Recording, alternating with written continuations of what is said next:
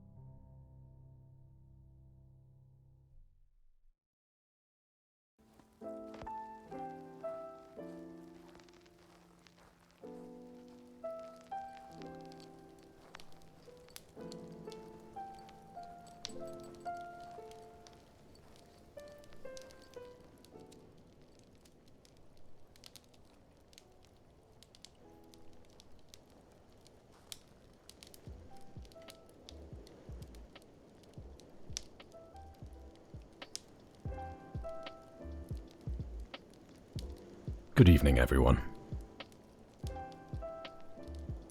Well, it is evening for me, at the very least. Some may even say nighttime.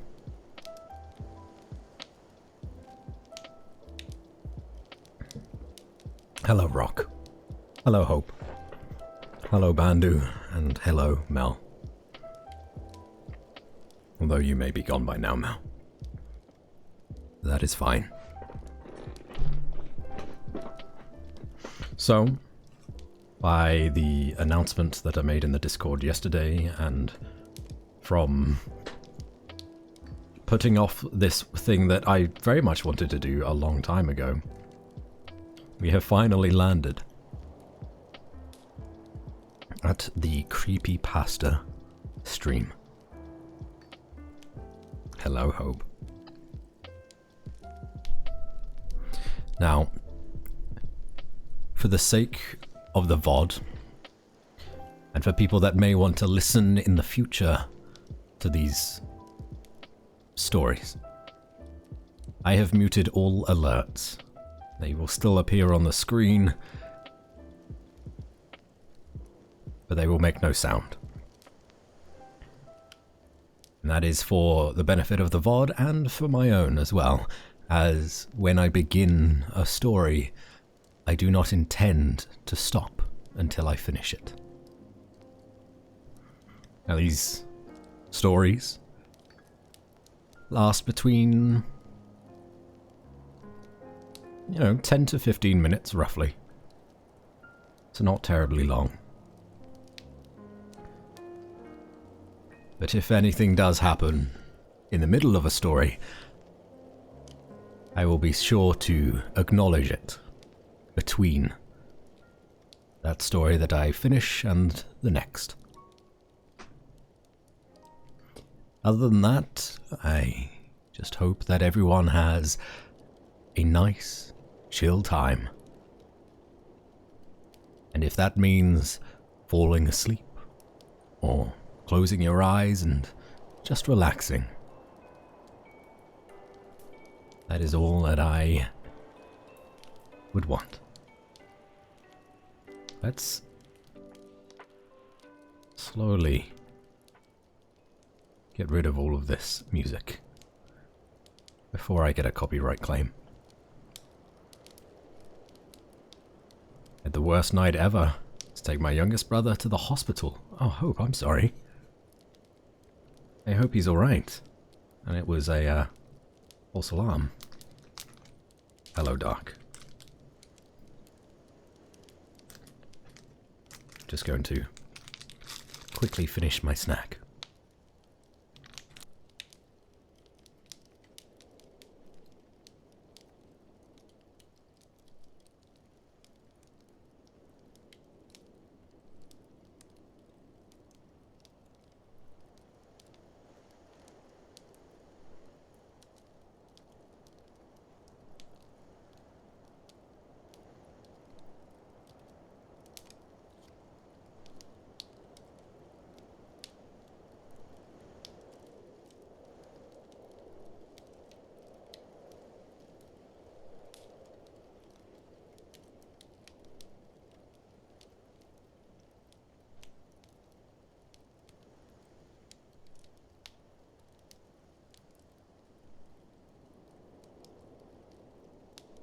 Alright.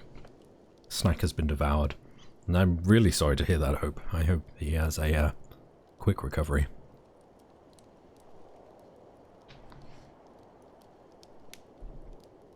D&D in like 30 minutes, so I won't be around for long. But I will definitely be catching the VOD later.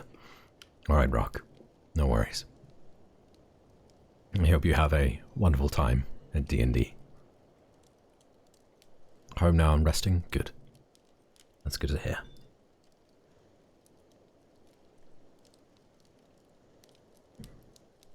Time to have the calmest nap ever. It is precisely why we do these things, Bandu. I hope you have a wonderful nap. Alright. So, we have 7 stories lined up. 3 of which have a Christmas theme, should we say? And then 4 are just very popular creepypastas that Hope sent me a very long time ago. So we will alternate between normal and Christmassy time.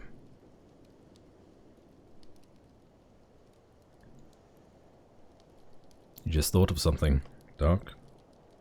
Well, feel free to spit it out now before I start, because I will not be reading chat when I begin. I like to crack open cold ones with the boys a lot. Do vampires like to crack open boys with the cold ones? I figured I'd ask you since you're the bat expert. You may have run into a few vampires. It's a personal choice. Some vampires prefer, boys with the other hot ones. For example,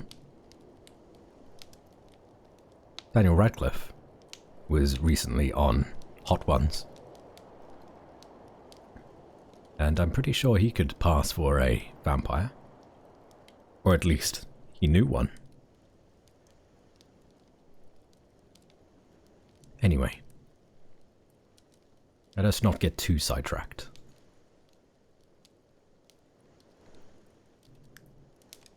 We will be beginning with It's Always a Zombie. So, if you will, everybody, please, keep your hands and feet inside the vehicle at all times. Make sure you're sitting comfortably and, most importantly, relax. I didn't coin the phrase, but I made it popular. It's always a zombie. Like most kids, I never considered zombie hunter as my dream job. I wanted to be a firefighter, a soldier, or possibly Pee Wee Herman. He told me, little baby me, that I'd end up splattering rotten dead brains across landscapes all over the world. Well, there would have been crying involved. No, I hadn't considered this particular career path until I reached my teen years. I was about to graduate from high school, lower middle of my class as one might expect, and I had absolutely no idea what I was going to do when I got out. The thought of leading an adult life terrified me. Then, the school job fair rolled around. I took some pamphlets from the soulless big box chain Cost Cult, some kind of generic soda bottler, and this burger joint. I don't remember the name of the place, just the creepy little dancing burger on all of their promotional material. I had to take a hat and a coupon book before the guy at the kiosk would let me out of the handshake. Anyway, things were looking pretty grim until I found the zombie hunter booth. They had a video game set up, and they called it a murder simulator, and all the kids were gathered around it, blasting away at reanimated corpses. Most of the kids got sick looking at the heaps of ultra-realistic gore on the screen, mixed with the sound of wet guts hitting the wall. The rest of the players took their fair turns and walked away, disinterested. "Cool game," one kid said to me as we passed, "but who wants to be a fucking deadbanger?" He laughed, but I was actually considering it. Sure, it was a job nobody wanted to do, but I'd spent a year at my uncle's farm and, well, let's just say I came away from that place with a strong stomach. It only takes a few times before you force yourself to stop naming the lambs, if you know what I mean. I played the game, though, and though my gag reflex got the better of me a couple of times, the guy at the booth said I did the best he'd seen all day. "We know that Final Returns isn't the first choice for many new workers," the guy said, his flop sweat seeping through the oversized tombstone suit he wore. "But if you consider filling out an application, this could be a very lucrative career path." It only paid well for 3 very specific reasons. 1, it's hard, messy work. 2, The smell alone drives so many workers insane. They have a name for the syndrome. Rot nose. 3. You could be cannibalized by your dead grandmother. I filled out an application, the first one I'd bothered to do throughout the whole event.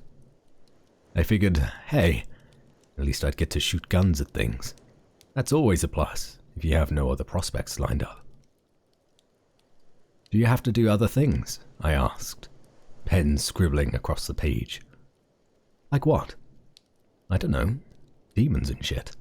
Giant rats or aliens or whatever. Oh, no. There's never anything like that.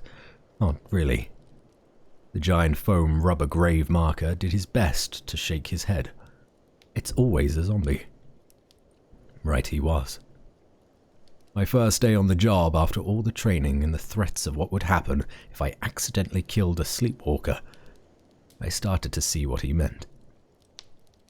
I was still an undead virgin when I got the call, or when the guy I was shadowing got his call. I hadn't earned the right to go on solo jobs yet. I hadn't even seen a real zombie at this point. Just pictures, and a hell of a lot of videos. The guy I was stuck with, people called him Pike. I found out later that a pike is a big hard stick you jam dead people's heads onto. It fit. Pike jostled me awake as I dozed on a folding chair in the break room. "Time to work, bite bait," he boomed. I said something akin to, and away he went. We arrived at the estate near midnight, of course. The towering old mansion sat on acres of lush green land. Thick forest closed in the estate on 3 sides. As we approached the big house, I marveled at the sight. Pike wasn't impressed. "Big houses are empty houses," he noted. That was all he'd say on the matter. "Thank God you're here." The old man stood in the front doorway, as if he'd been glued to the spot for the duration of our trip. "What's the problem? I didn't get any details." Pike wasted no time getting to the point. "Well, I didn't mention this on the phone because I don't want to sound silly, but do you take care of other things besides zombies?" "We're zombie hunters," Pike offered. That was it. The old man cleared his throat awkwardly, then ushered us into the house. "I'll be straight with you." The old man led us to what I think was a study. I didn't call about a walking corpse. Pike seated himself in a large chair, probably the old man's chair, and surveyed the group that we had joined. 2 young siblings, a boy and a girl, stood on either side of the fireplace. They were about my age. An old woman sat by the window, staring outward into the night. Seated across from Pike was a more rakish man, probably the old man's younger brother. "Have you ever heard of a banshee?" the brother smirked, crossing his legs. I looked for an available seat, finding none. I joined the siblings by the fire. "Sure," Pike nodded. "A ghost that doesn't shut up." "Ah, well," the old man stood by his brother. "In a manner of speaking, yes. Legend says the banshee calls when someone is about to die." I smiled at the young girl, who cast her eyes down and moved away. "Disgusting dead bagger," the boy whispered, loud enough for me to hear. "We first heard the banshees wail 3 nights ago.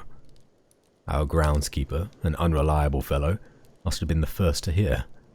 He ran off straight away, taking one of our tractors. All our searching turned up nothing." The old man put his hand on his brother's shoulder, as if he couldn't continue. "We don't miss the man," the brother added. "He robbed the wine cellar bare, though we could never prove it. In any event, the banshee kept on. Now just last night, my niece disappeared as well. Our daughter, The old man gestured to himself, then the woman by the window. Our mother, the siblings spoke in unison, which was all kinds of creepy. Okay. Pike took out a notepad and began to write. Banshee. Banshee.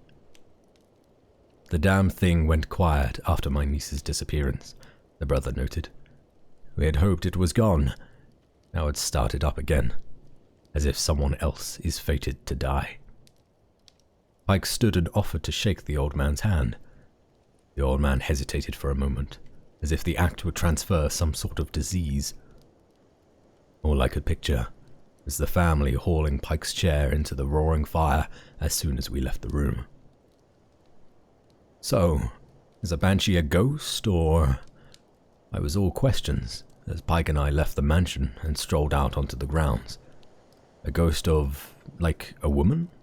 Who shrieks? The two of us stopped suddenly.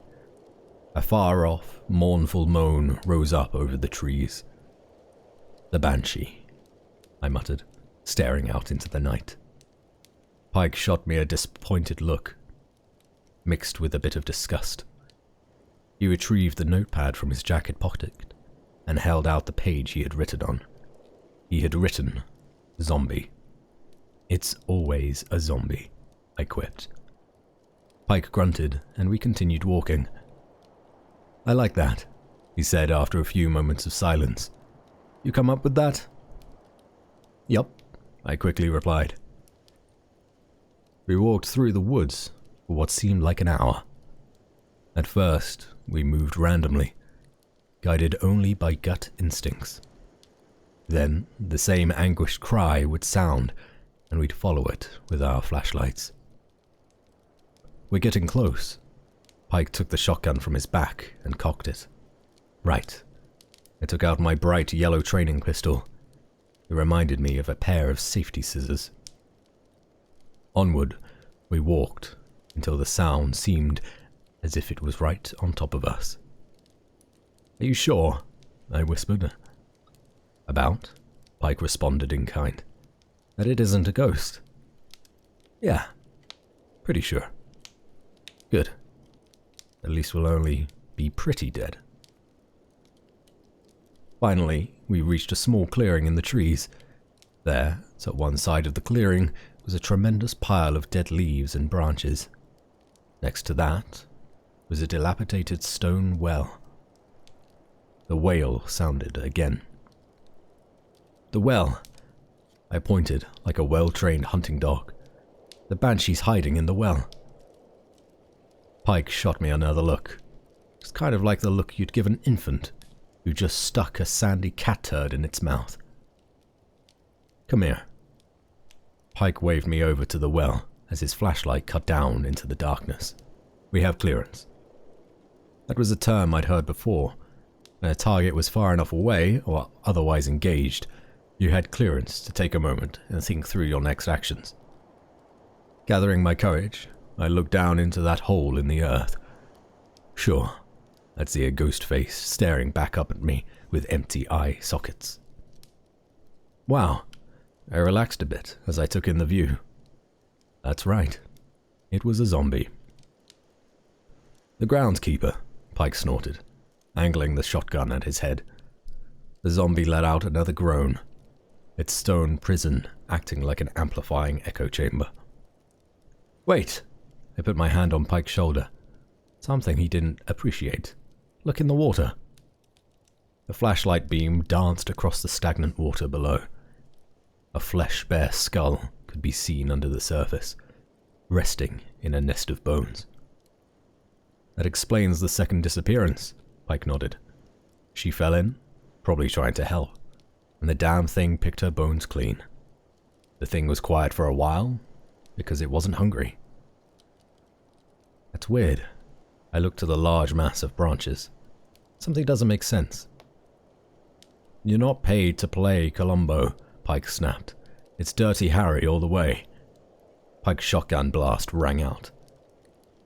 I didn't watch the dead guy's head explode. It wasn't because I couldn't take it. I was just more interested in something else. Pike, check this out.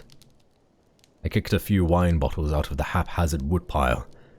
As I did, the bulk of the wood fell away, exposing the missing tractor. The keys were still in the ignition. "Congratulations," Pike said sarcastically. "Something's still weird." I knelt down and picked up a bottle. Why does some old dude drive out into the middle of the woods and just drink random bottles of wine? It's like something someone my age would have. A solid thud, followed by a groan. I stood quickly and turned to see Pike falling to his knees, blood already spurting from the back of his head. Behind him, the siblings, the boy and the girl, brandished hunting rifles. "Look at this," the boy said, wiping Pike's blood from the butt of his weapon. "I told you not to bring the good one," the girl scolded. My hand found the pistol in my pocket, but the twin rifles were trained on me in that same instant. "You took the tractor," I spoke almost automatically, all semblance of actual thought now gone. "You took the booze. When the groundskeeper found your stash, you shoved him down the well." "Almost right," the girl grinned. "We stole the tractor after we stole the booze. It's the kind of thing one does after a few swigs." "Fucking deadbagger thinks he's smart," the boy spat at my feet. "If you're so smart, why are you working such a shit job?" "At least I never killed my own mother."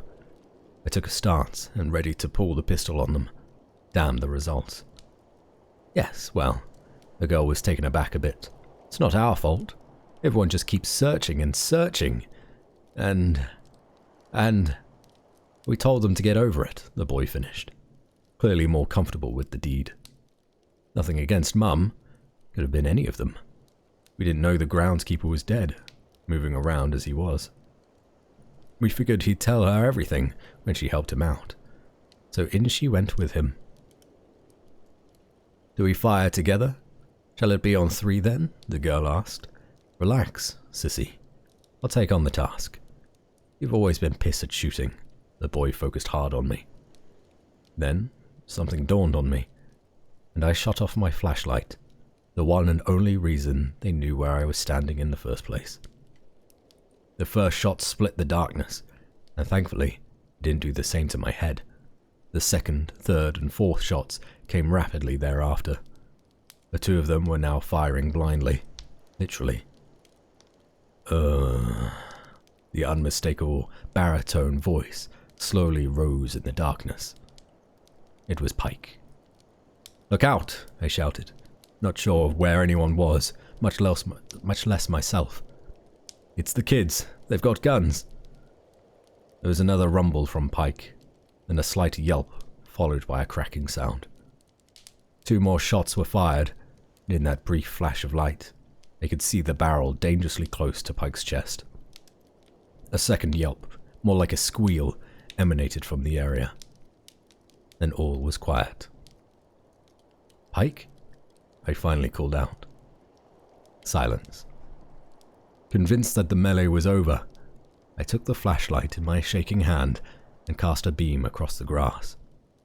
Either everything was safe, or I'd been immediately shot. There didn't seem to be much of an option, regardless. The light illuminated Pike, hunched down over the girl's body. The back of his head was broken open, and I could see skull through the slow cascade of deep red. Pike picked at the girl's torn flesh, bringing bits of meat to his mouth. "Oh God, Pike." I moved the beam around wildly until it ended on the boy's corpse. His head turned at an odd angle. His face still seemed to wear a smarmy grin, though it might have been the unnatural pull of flesh drawing his lips open. I was able to get close enough for a clean shot, that ridiculous yellow training pistol all but pressed against Pike's temple. I didn't bother explaining anything to the family. I was just a kid. I had nothing to say. Instead, I got to the car and took off. Once I got far enough away to regain some of my wits, I phoned into the company and ordered 5 pickups. That little farce set me back a bit. Pike didn't have many friends, but a hell of a lot of people respected him. After news hit that he died on the job, it seemed like they were going to build a monument back at the office. Took me longer than usual, sure, but eventually I made it. Solo missions. I'm a full-fledged zombie hunter now. I'm even getting my own trainee in a month's time. It's some kid with the last name Butts. I'm still working out how exactly I'm going to exploit that. I've seen a lot of strange shit since the first job. Sasquatch? Turns out he was a survivalist wearing a ghillie suit and face paint. He didn't bring his orange hat, so some numbnuts took him for a deer and pumped a few rounds into his chest. Ever since then, he stormed through the woods, groaning, munching squirrels, and scaring the shit out of campers. Well, he did until I blew his brains out. Vampires, mermen, robots. You'd be surprised how many people die on Halloween in full costume. One guy wrapped in bandages falls out his hospital window, and before you know it, the town is set upon by a mummy. Get enough people whipped up into a frenzy, and they start suffering from phantom curses. Don't even get me started on all the alien sightings. Half the time, Dad slid off the roof and he's tangled in Christmas lights. Yeah, I didn't come up with the phrase, but in time, I made it popular. It's always a zombie.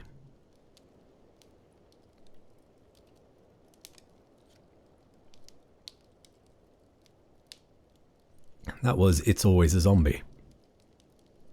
We got through our first one. And there was even Christmas lights at the very end.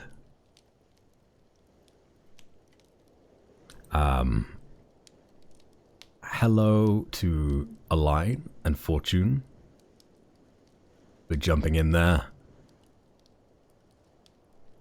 You planned this well? I'm not sure that I did. I think that one was just by chance. But yes, sorry for not acknowledging you immediately. I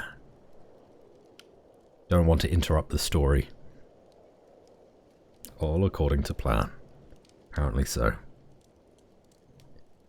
Hello, Kiwi. Good timing. I hope you're all having a pleasant evening. So, we are one story down. Hydrate, thank you.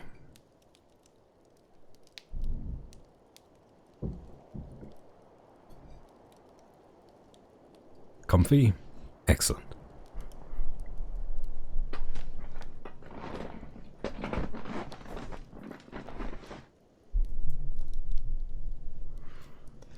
So, we have a lot of stories to get through. Shall we move on to the next? I don't know who wrote that last story, so I'm not going to try to falsely accredit it to whomever posted it on the website. But I can do some research if anyone would like to know. This next one is called White Christmas, and this is written by C.L. McLendon.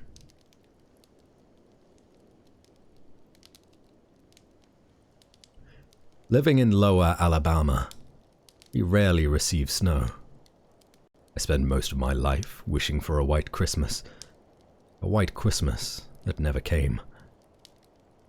I've only seen snow twice in my 33 years here. I always wanted to share that with my 2 boys. I just knew that they would love to play in it. Now I find myself staring out my window at the mounds of that icy precipitation surrounding my home, regretting every wish I had ever made for a snow-covered Christmas. When I think about it, it really started in summer. Our summers are always hot and extremely humid, but that year it was even more unbearable. We steadily saw temperatures of well over 100 degrees, and everyone I knew begged for relief. The heat wave lasted all the way until the week before Halloween. Then suddenly, a massive hurricane spawned in the Gulf of Mexico, The weather forecaster for our local news frequently referred to it as a monster. Looking back, I would believe it was more of a demon that brought hell with it, but a much different one than I had read about in the Bible. The storm passed, leaving devastation for miles around. It had affected every state within the southeast, but Florida most of all. Help was sent from various utility companies, government aid agencies, and even regular citizens to help with relief. And when I say various, I mean from every state in our region. It was amazing to see the effort put forth to help the people that had lost everything. I'm sure a lot of us thought that was the worst it could get. I wish that had been true. But that was when the rain started. As November came, we felt the first droplets in our tiny town. It was an odd occurrence, but not odd enough to raise any eyebrows. I mean, how bad could a couple days of rain be, right? The problem came when days turned into weeks, and low-lying areas became flooded. Homes in towns nearby were washed away in a matter of hours once the leaves broke. My wife, Susan, constantly thanked God that our house was nestled on a high elevation among trees. I found myself thinking the same thing, but God had nothing to do with what happened. No God I could ever believe in, anyway. The week of Thanksgiving, the rain finally subsided, and I am sure that was something everyone would say that they were thankful for. The problem was, what remained was the cold. That, in itself, was not strange, but the severity of it was. We saw temperatures close to freezing for the following week, and that was something we rarely saw until late January or early February. My oldest son, Jacob, began singing that silly song by Bing Crosby. Okay. My wife beamed at the thought of them seeing snow on Christmas Day. The foolish child in me felt the same. The boys will finally get to see snow, Paul, Susan squealed. I know. I can't wait to see Tommy waddling in it, I responded. Those words ring in my head even now. I have to fight back tears when I think of just how stupid I had been. We were so preoccupied with setting up decorations and buying presents that we were oblivious to what was happening all around us. The snow actually started falling the first week of December. It was up several inches within the first day. It was amazing to see at first, but when it kept coming, some people became worried. If you have never been in the south when it snows, you probably would not understand. You see, we are not prepared for that kind of weather. Everything shuts down. People stay home and rarely go out driving.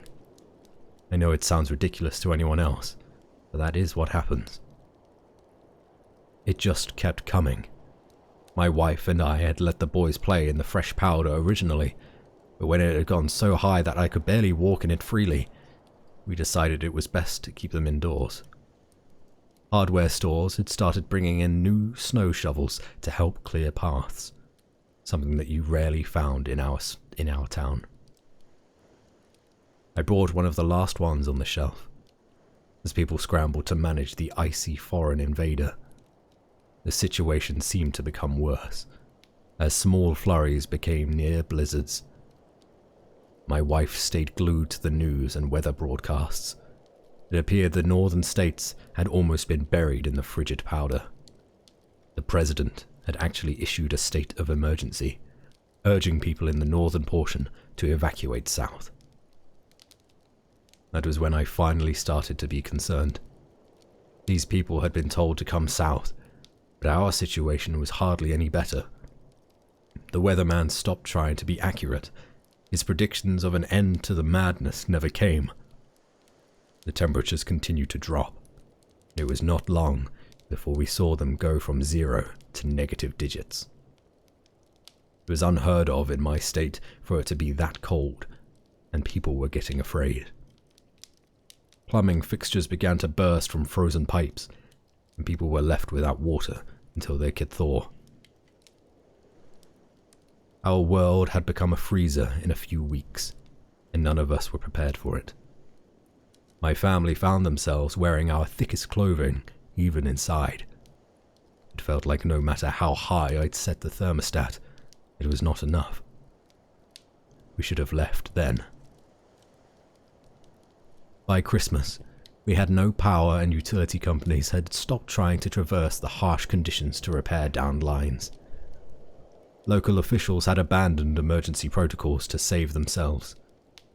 We began hearing rumors of our neighbors attempting to head further south into Florida. Susan suggested the same, but I reminded her of the destruction still left from the hurricane. I was afraid we would be worse off without shelter, so I made the decision to hunker down in our home. I cleared a path to the fireplace that had only been used for decoration and set to task of getting a fire going. If it was not such a dire situation, my wife would have found amusement in me attempting something like that. I had never even seen someone use a fireplace, let alone light one. After several attempts, we were able to burn what little wood that was readily available near our home. My family and I huddled around it as if it were going to save us from the fate that waited outside. The whiteness had engulfed our home. The mounds had risen above the windows, breaking some of them. I was forced to reinforce each one to keep the cold out. We sealed every crack or crevice that could possibly let out the heat and tried to remain together. My wife wrapped our children in blankets and pulled them close. The boys did not understand, and we were afraid to tell them how serious the situation was. The fear that rested on my wife's face was enough to keep me from ruining what could be our last Christmas. We still attempted to have a big dinner, despite our ability to effectively cook. I also learned how to cook within a fireplace for the first time. It would have been an interesting experiment. It had not been essential for our survival at the time. We gave up on the idea of turkey or ham, but we had always had a decent stock of canned food. It was a habit I had picked up from my grandparents. I often wondered how they were faring during all of this, but I had my immediate family to worry about. Our world had been plunged into an endless sea of white. I even had nightmares of the stuff that Christmas Eve. My children normally woke me early on Christmas morning, but when my eyes fluttered open, I assumed it was still night. The house was so dark that I could barely see my wife lying next to me. I slowly rose from my bed, still completely clothed, and nudged Susan awake. The house had become far colder than it should have been, and I immediately headed for the fireplace. The fire had gone out at some point, so I ran for the back door, pulling on my boots. My aim was to gather more wood to get the fire going again, but as soon as the door cracked open, I was pelted with a mixture of snow and ice. It stung my face, and I cursed at the door while trying to shut it again. Our home had been buried in the vicious powder, and I finally understood why no light permeated the windows. My watch read 9 o'clock, but it felt much earlier. Susan stumbled into the living room, asking what I was doing. I told her what time it was, and confusion filled her eyes. She went for the window, and was greeted with what I already knew. I do not remember ever seeing her quite so afraid, and the feeling was mutual. I buried my emotions down, though, knowing I had to be strong for my family. I told her to go check on the kids, while I tried to get the fire going again. She disappeared down the hall, and I made my way to the dining room. The table and chairs had been passed down through my family for generations, but I knew it would have to be sacrificed. I set to dismantling the wooden chairs first, but was stopped by the sound of my wife's scream. I rushed through the hall, listening to the awful sound echo in my ears. I could feel tears forming in my eyes, but I pushed them back as I rounded the corner. She was grasping the doorframe of our children's room. We had put them together so that Jacob could help keep an eye on Tommy. I could see her body shaking as she stared into the room. Tears rolled over her cheeks as I turned to see inside. The window of their room had given to the weight of our captor, despite my attempt at strengthening it. Snow had buried the boys in the night. That was when I noticed the flakes of white all over my wife's hands. Susan had attempted to uncover them. I could see the pale blue skin on their faces, huddled together in Jacob's bed. It would have been a sweet scene if it were not for their skin tone, something Susan would have taken a picture of. But this was not that scene. I pulled Susan away as I tried to hold back the sick feeling in my stomach. I felt as though I could release what little Christmas dinner I had in me on the floor at any moment. Soon, her sobs subsided, but when I looked into her eyes, she simply looked numb. I had never seen her this way. I tried to break her from this trance she seemed to be in, but she said nothing. Her eyes would not even turn my direction when I spoke. Something had broken inside Susan that morning. I do not blame her. I sat her next to the fireplace and wrapped her in a blanket while I returned to the living room. The polished wood did not want to burn, but I was determined to give us warmth. So I did not stop until we had fire.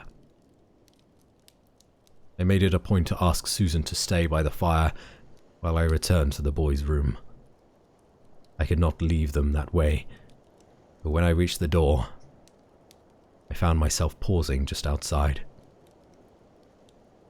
I felt the warm and salty specks across my cheeks before I even saw them.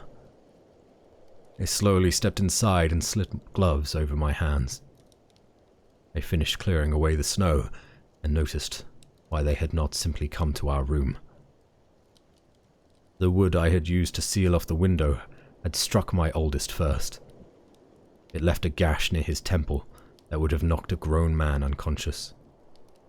I could only imagine his 10-year-old body had not lasted long after. Tommy had obviously woken after. His tiny form clung to his big brother like a teddy bear. I internally cursed myself for not putting them to bed with us that night, but I knew it was too late for that kind of thinking. I removed their bodies and wrapped them in blankets before placing them in the guest room. I took one final look at their tiny bedroom, a place that had held so much joy previously. I imagined the two of them playing and sometimes bickering. My lips tried to curl upward, but they could not. My eyes drooped to the floor as I turned away and shut the door. They've not returned to that room since, and I doubt I will. I just returned to the living room in hopes of comforting Susan. When I got there, the blanket was all that remained by the fire. A quick search of the house revealed that the back door had been opened, and a tunnel had formed in the frigid wall on the other side, leaving the floor inside covered in snow. I tried to follow Susan's footsteps, but eventually they disappeared behind a solid wall of that cursed white. I could only imagine her frantically digging through it, and the sound of what was above coming down upon her body. I tried to dig it myself in search of her body, but the layer that remained was frozen solid. It was like digging my hands into cement, and I knew that Susan could not have survived it, even if my mind did not want to believe it at the time. I found myself picking at it with tools anyway, feeling as though I had nothing left to do. Do not know how much I cried while working at that pointless task. But I do know it started to freeze to my cheeks. It did not stop until my arms could not lift again. That is when I sat among the snow and stared at what my world had become. I lost track of how long I sat there, or when I decided to come back to the fire. I do remember when I started burning the Christmas gifts, and how hard a choice that had been. I opened each one slowly, and savoured the idea of the children playing with it for the first time. Could even see Susan standing over them with her camera in hand. She would be giving the biggest smile and snapping away to save each memory. She loved taking pictures, but what I had to do did not need to be captured on any sort of film. I started to feel the numbness that night, that same numbness that overtook Susan earlier that day. It was as cold as the snow that surrounded me, and all I could think was this had been my fault. I should have escaped with my family when I still had the chance. I do not know if it was pride, ignorance, or both, but the guilt was too much. It consumed me, and took away everything this holiday was supposed to be about. I started writing this in hopes that someone reads it. I do not know what has happened to the rest of the world, only what has happened to me. I do not know how long I can survive here. My food is running low, and I have run out of things to burn. Cannot even say for certain how long I have been here, since my watch has stopped turning, and I still cannot see the sun. I think I will try to dig myself out tomorrow, and if you do find this, no, I did not simply give up. I just wish I had done this sooner. I am so sorry, Susan, Jacob, and Tommy. You deserved better than this. I hope you can forgive me. Sincerely, Paul Richardson.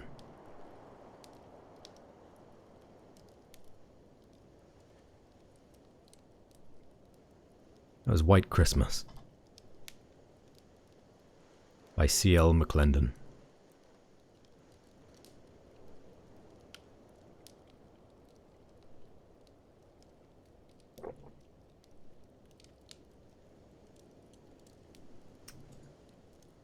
Sad. Just a sad story. Thank you for the hydrate. That was not very poggers.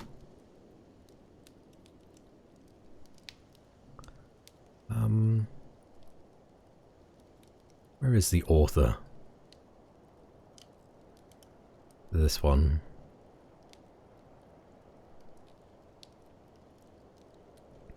Ah. So this one that we are about to read is called Iqbar Bigglestein by Stephen D. Harris. This is not a Christmas-related story, as far as I am aware.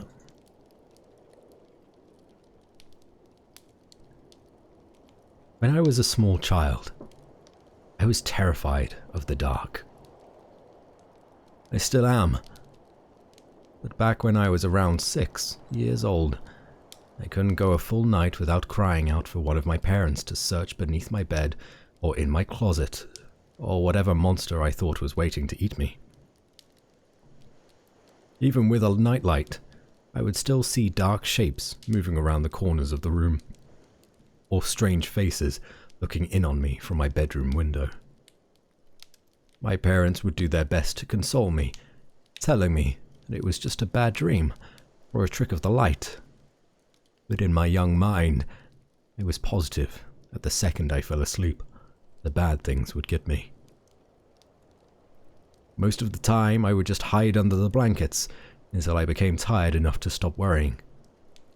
But every now and then, I would become so panicked that I would run screaming into my parents' room, waking up my brother and sister in the process. After an ordeal like that, there would be no way anyone would be getting a full night's rest. Eventually, after one particularly traumatizing night, my parents had had enough. Unfortunately for them, they understood the futility in arguing with a 6-year-old and knew that they would be unable to convince me to rid myself of childish fears through reason and logic. They had to be clever. It was my mother's idea to stitch together my little bedtime friend.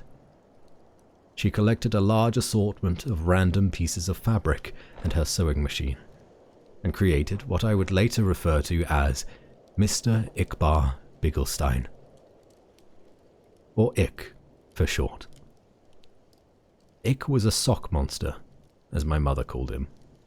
He was made to keep me safe while I slept at night by scaring away all the other monsters. He was pretty damn creepy, I had to admit. Honestly, looking back on it all now, I'm still impressed that my mum could think of something so strange and disturbing looking. Ickbar had the stitched together look of a Frankenstein gremlin, with big white button eyes and floppy cat ears. His little arms and legs were made from a pair of my sister's black and white striped socks, and the half of his face that was green was made from one of my brother's tall football socks. His head could have been described as bulbous, and for his mouth, my mum attached a piece of white fabric and sewed in a zigzag pattern to shape a wide grin of sharp teeth. I loved him at once. From then on, Ick never left my side, so long as it was after dusk, of course. Ick didn't like the sun, and would get upset if I tried to bring him to school with me. But that was okay. I only needed him at night to keep away the boogeymen, which is what he was good at. So every night, at bedtime, Ick would tell me where the monsters were hiding, and I would place him near the section of my room closest to the spookiness. If there was something in the closet, Ick would block the door. If there was a dark creature scratching at my window, Ick would be pressed up against the glass.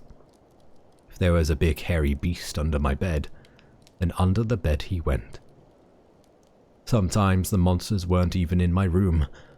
Sometimes they would hide in my dreams, and Ickbar would have to come in with me into my nightmares. It was fun bringing Ick into my dream world, as he and I would spend hours fighting off ghouls and demons. The best part was, in my dreams, Ick could talk to me for real. "How much do you love me?" he would ask. "More than anything," I would always tell him. One night in a dream, after I had lost my first tooth, Ick asked me for a favor. "Can I have your tooth?" I asked him why. "To help me kill the bad things," he said. The next morning at breakfast, my mum asked me where my tooth went. From what she told me, the tooth fairy didn't find it under my pillow. When I told her that I gave it to Ickbar, she just shrugged and went back to feeding my little sister. From then on, every time I lost a tooth, I would give it to Ick. He would always thank me, of course, and tell me that he loved me. Eventually, though, I ran out of baby teeth, and I was beginning to get a little too old to still be playing with dolls. So Ick just sat there on my bookshelf, collecting dust, slowly fading away from my attention. Over time, the nightmares, however, became worse than ever. So bad that they even began to follow me to the waking world, terrorizing every dark corner or rustle in the bushes. After one particularly bad night, biking home from a friend's house, where I swore a pack of rabid dogs were chasing me, I got home to find something strange waiting for me in my room. There, on my bed, standing fully upright in the soft glow of the moonlight from my window was Iqbar. At first, I just thought my eyes were playing tricks on me again. They had been all evening, so I tried to flick on the lights. Another flick of the light switch. Then another, and another, with no change to the darkness. It was then that I started to get nervous. I backed away slowly towards the door behind me, my eyes leaving the shape of Ick's silhouette, my hand awkwardly outstretched behind, reaching for the doorknob. I was just about to get my ass out of there when I heard the door slam itself shut, locking me into blackness. In nothing but shadows and silence, I stood, frozen in place, not even breathing. For how long, I can't say. But after what felt like a lifetime of cold fear, I heard the shrill, familiar voice. You stopped feeding me, so why should I protect you? Protect me from what? Let me show you. I blinked once, and everything changed. I wasn't in my bedroom anymore. I was somewhere else. It wasn't hell, but the comparison wasn't far off. It was some sort of forest, a horrible, nightmarish place where partial embryonic abortions hung from the canopy, and the ground swarmed with carnivorous insects. A thick fog wafted through the air, and with it the stench of rotting meat, while lightning flashed across the night sky. In the distance, I could hear the agonizing screams of something not quite human. My head throbbed like it was about to explode, the pain forcing out a river of tears.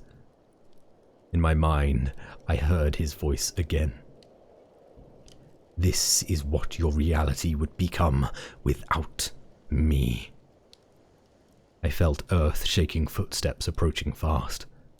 I'm the only one who can stop it. It was behind me now, huge and angry, hot breath across my back. Bring me what I need, and I will. I woke up before I could turn around. The following day, I raided my parents' closet for my brother's baby teeth, giving them all to Iqbar. Almost immediately, the night terrors ceased, and I was more or less able to go on about my life as normal. From time to time, I would have to sneak into my little sister's room and snatch what was meant for the tooth fairy, or strangle one of the neighborhood cats and pry out its sharp little incisors. Anything to ward off the visions.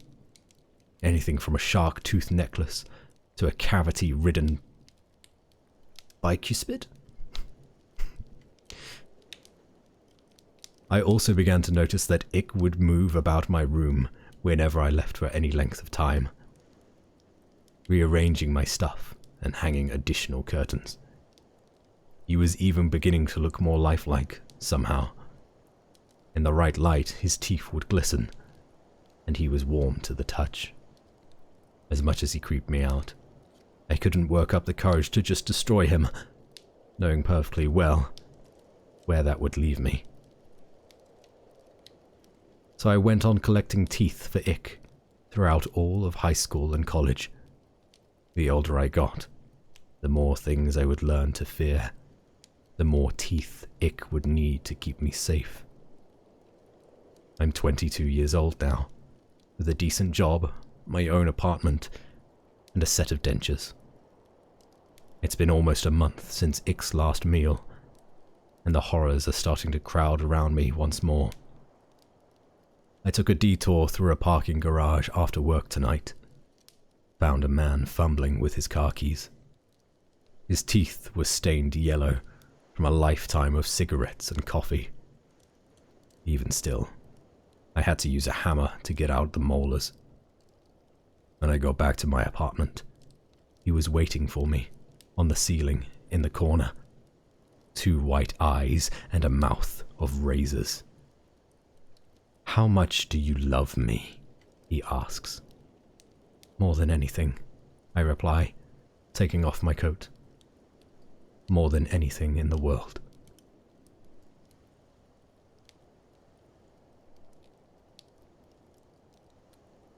That was Iqbar Bigglestein by Stephen D. Harris.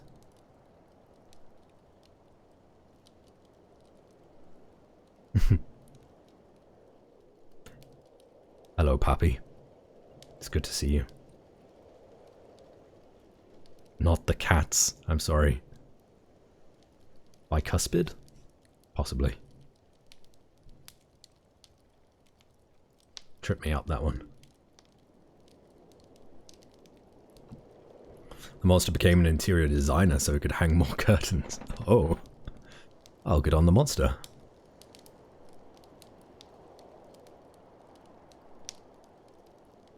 I'm glad you enjoyed. That was a good story. Not very Christmassy, but a good story. Though I think there is 2 more stories that are just creepy.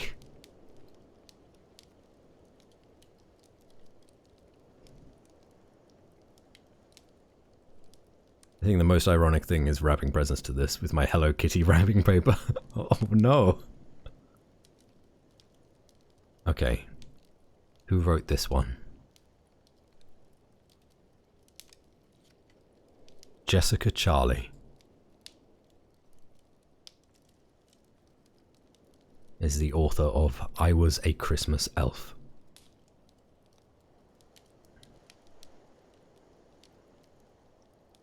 Mrs. Claw sat in her rocker, a half-completed sweater resting on her lap. The alarm clock on the small table beside her rang its shrill alarm through the warm air of the house, announcing that it was now 1 a.m. She reached for it, hitting the button at the top with a light ting and silencing the sound. She cranked the dial back another hour so that it would ring at 2 a.m. This was how we kept track of Santa's journey on Christmas Eve. "How are those cookies looking?" Chanderelle opened the oven door and peered inside. "The chocolate chip cookies need another few minutes." She stood and looked at the counter behind her, touching a finger to one of the cooling gingerbread men. "But the gingerbread men are ready for decoration." I looked up from my piping. "The sugar cookies are almost done too." Mrs. Claus beamed at us before continuing her knitting. "Good, good. You girls are such perfect little elves." The kitchen counters were covered with cooling racks of sugar cookies decorated with red and green frosting. Pinwheel cookies were with chocolate and coconut layers, and almond shortbread cookies dusted with powdered sugar. Several pies cooled in the window, the chilled glass absorbing their heat to create a moist fog that blurred the snowy wonderland outside. I had made apple and pumpkin pies, as well as some meat pies, with their beef left over from the cows we had in the summer. Meat pie wasn't something we normally had at the Christmas feast, but it had been an Horace favourite, and I wanted to honour him, to feel like he was still included in the celebration. My heart stung at his memory, and my eyes watered. I wanted to fall to the floor and cry, but it was Christmas. I had to put on a happy face for the younger elves. I swallowed my pain down and forced myself to smile as I worked. I would be able to cry later in the quiet safety of the barn, away from the observant eyes of Mr. and Mrs. Claus. Once the cookies were finished baking, Chanderelle started to roast the Christmas ham. The boys, who were now busying themselves with the stables, had slaughtered the pig earlier that week. Fresh potatoes and corn harvested at the end of fall and root vegetables from the cellar would complete the feast. Santa always came back on Christmas hungry, even after eating the treats left by little boys and girls all around the world. Once he returned, we'd all celebrate the success of the holiday with him. It'd be joyful to have everyone enjoy the sweet and savoury treats created by me and Chanderelle. This year, there were 12 of us elves. Chanderelle and I were the eldest at 19. Chanderelle was the oldest elf I had ever known. I had always joked that it was her baking skills that kept her alive so long. I was the second eldest at 16. Until Thanksgiving, it had been Horith who was the second eldest. He had been 17. Horith and I had been very close. Our love ran deep and constant, like the river that bordered the North Pole and the South Side. Being one of the two eldest female elves came with a lot of privileges and responsibilities. We were not only expected to take care of the younger elves, but to help Mrs. Claus with running the house, which meant also the barn and the cellar. We were the only ones that she would entrust to protect the food storages, since some of the younger elves would be less able to fight temptation during times when food was scarce. After Chanderelle and me was Mirren, who was 14. Then there was Erilith, who had just turned 12, and Zaltarish, who was 11. Sistine was 9, the twins, Arazoin, and Biafenda were 8. Plufan was 7, and Olok was 4. Then there was sweet Queth, who was the second youngest at 1 year old. And finally, there was precious little Nim, who was only 6 months old. She was to spend the holiday tucked tightly in her crib, drunk on breast milk and dreaming of sugar plums. I had a special bond with Nim, because she was the first elf harvested from me, after years of fearing that I wouldn't be able to contribute new elves to the pole. Nim finally came along. My little miracle. When Santa had punished Horith, I worried he would take his anger out on Nim as well. I begged him to spare her. It was only me who was a threat to the joyful life at the North Pole. I will always be thankful to Mrs. Claus for saving our lives that night, even if her motives were only driven by concern for our small number. Her frantic cries warned Santa that losing 2 adult elves would be unwise in the harsh winter months, and even losing 1 infant would make the future difficult. At Mrs. Claus' pleading, he decided to show us both mercy that day, only locking us in the shed for a week as penance for my failings. See, the North Pole is a wonderful land of celebration and joy, but also of discipline and reverence. We elves have few rules we must follow, but disobedience is not an option. Rule 1. Do your chores. The eldest female elves look after the home and the food reserves in the barn and cellar. We baked, cooked, pickled, cleaned, and did all the sewing. The eldest male elves look after the animals and performed the butchering, sometimes under Santa's supervision. The boys would be allowed to travel north towards the mountains to hunt rabbits and deer. Chanderelle had always envied their trips away. Neither of us ever travelled past the tree line. Horith would tell me all about the animals and the views that he saw during those trips. We'd sneak to the barn late at night and lie together in the hay. He'd tell me about how rocky and steep the mountains grew as you approached them, and how beautiful the sun was setting over the pole. After their 10th year, the elves were expected to help look after the crops and contribute to the harvests. It was tough work for such small bodies, but we all had to do our part. Horith had been so good about helping the little ones with their more difficult chores after he had finished all of his.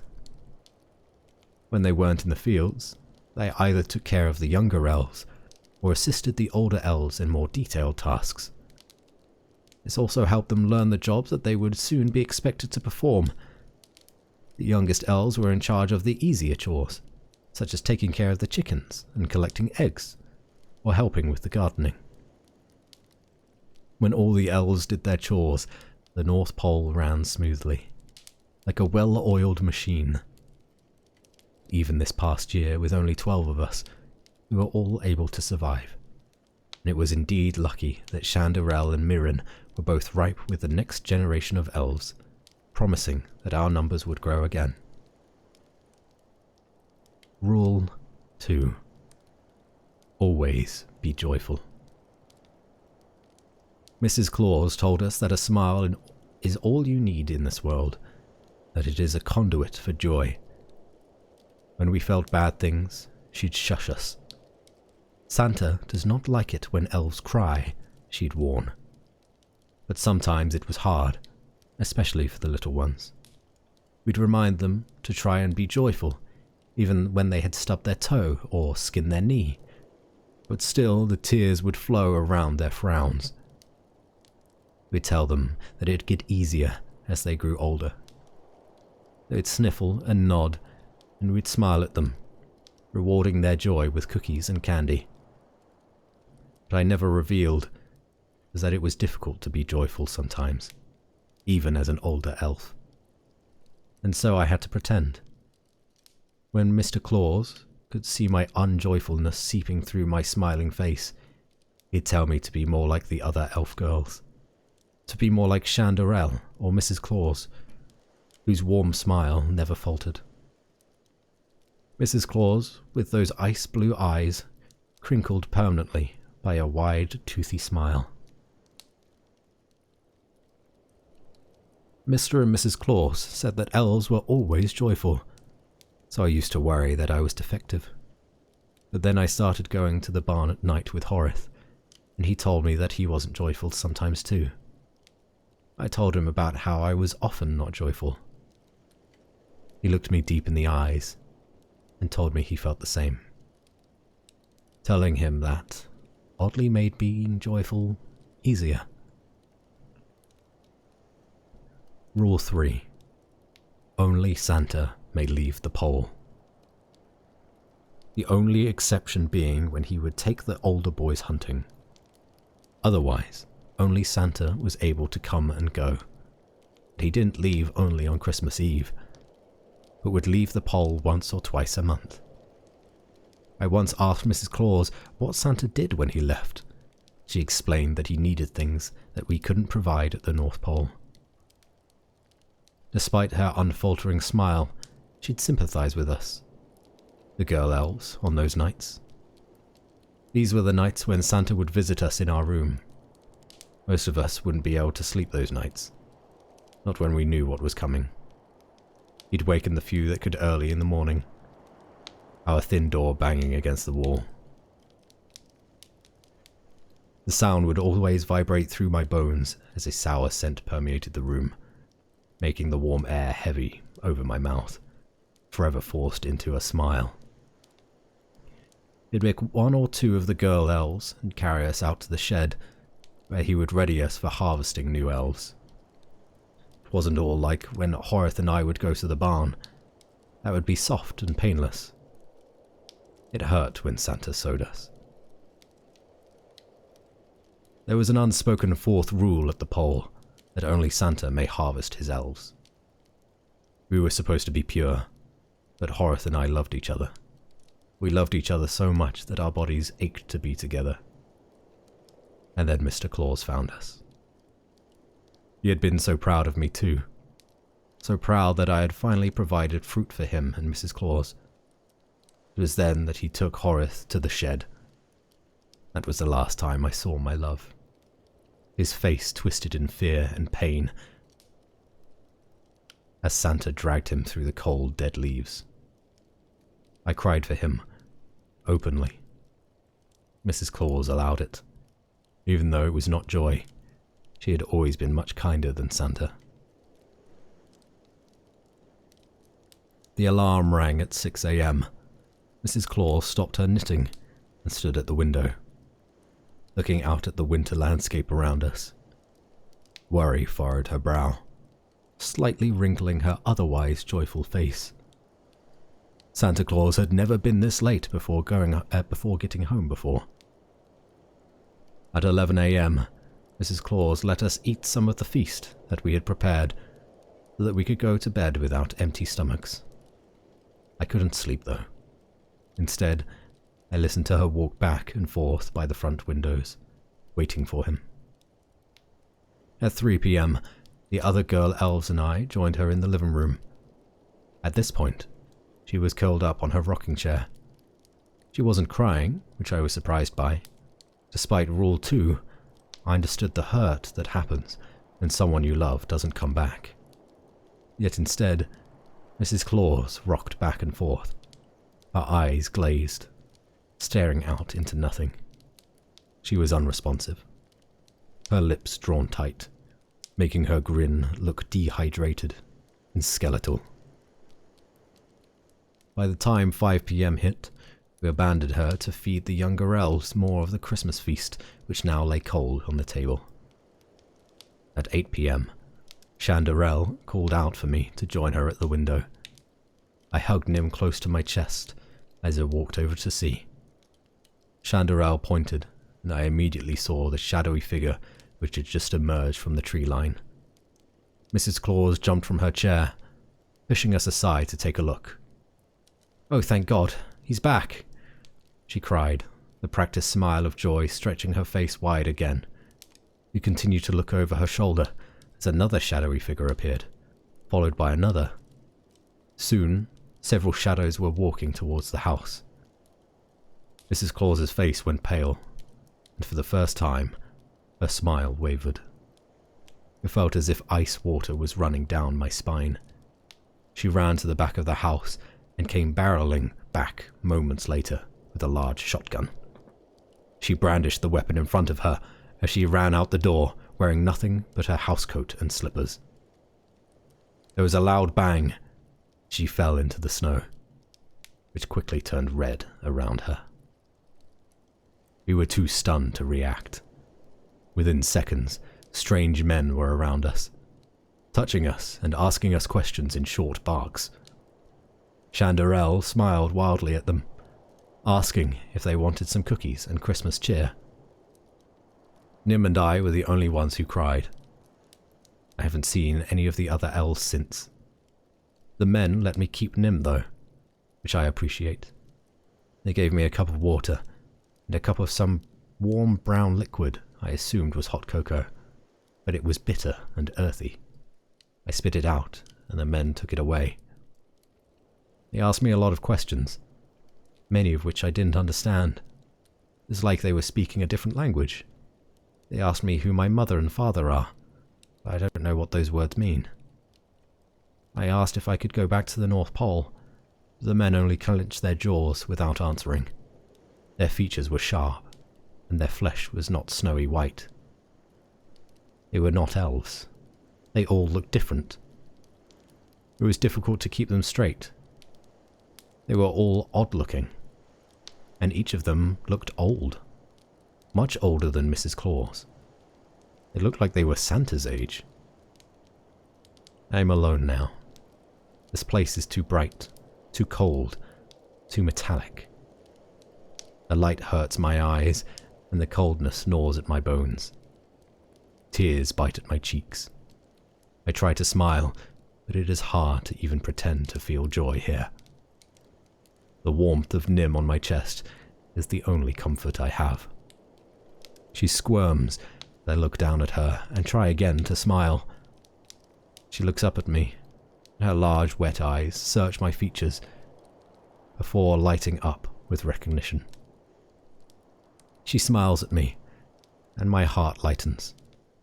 I see Horace smile in hers, and for the first time since he died, my smile feels real.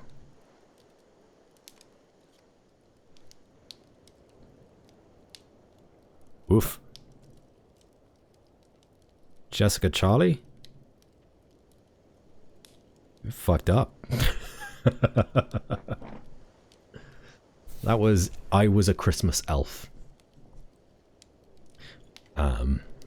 Apologize if the contents of that story were not particularly appropriate. I only skim read it, and didn't look into it that much before. But hey, it's a creepypasta, isn't it? FBI broke down the door, thank God. Yeah, tell me about it. I'm glad it had a happy ending.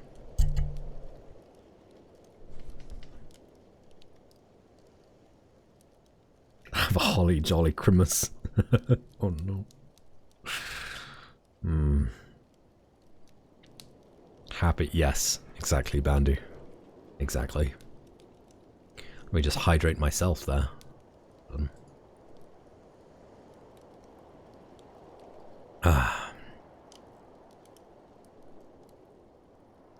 Man, we've already gone through 4 out of the 7 that I had prepared. The face of a murderer. Oh, Santa, what have you done? It's my headcanon that it wasn't actually Santa Claus and Mrs. Claus. It's just people that were fucked up and they were thinking themselves as those mythical creatures. Okay. Can I get food, BRB? Alright. Who wrote this one?